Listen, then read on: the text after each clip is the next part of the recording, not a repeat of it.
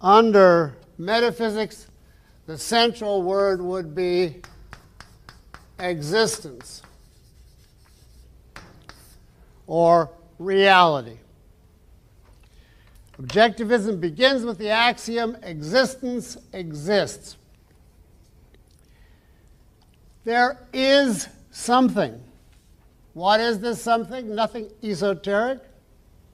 Everything that you see, everything available to the senses, everything in the heavens down to the contents of this cup of coffee.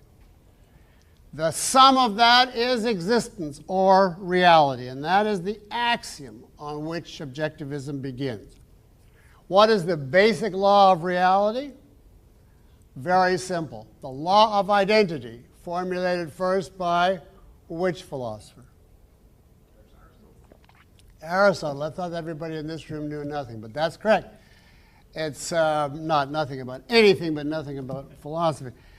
The law of identity says A is A. Things are what they are. If you fail an exam, then however unhappy that makes you, you failed. It's a fact.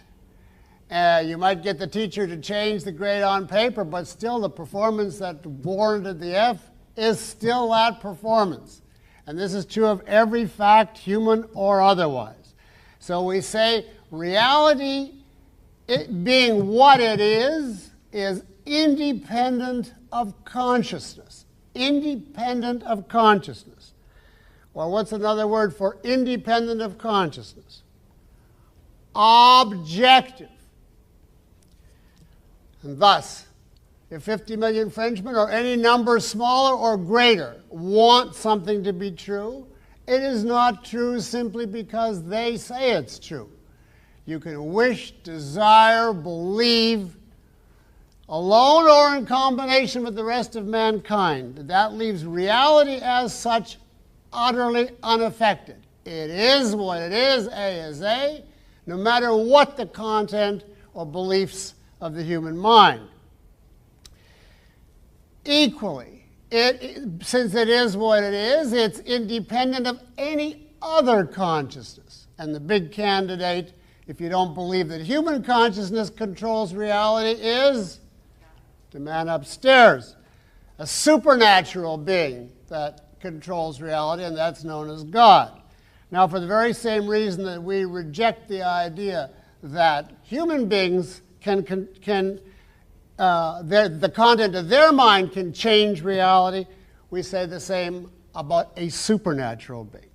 So in essence, we say this in metaphysics. There is a reality. That reality is this world all around us.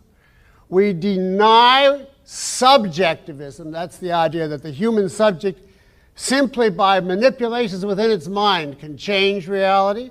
And we deny supernaturalism, which is the idea that there is some superpower, force, God, whatever, that controls or affects this world. So we are therefore atheists, but also a-gremlinists and a-Santa Clausists. And we're against all forms of the supernatural, only the natural. And the natural world operates how? By causal law, by cause and effect, each thing acting in accordance with its nature. There are no miracles, no chance in the sense of strictly causeless events, no use praying because there's nobody to pray to, and even if he could hear your prayers and was there, he can't do anything about it because things are what they are and do what they do. Does this mean human beings are subject to cause and effect? Absolutely they are. But we go on to say that one form of cause and effect is human will.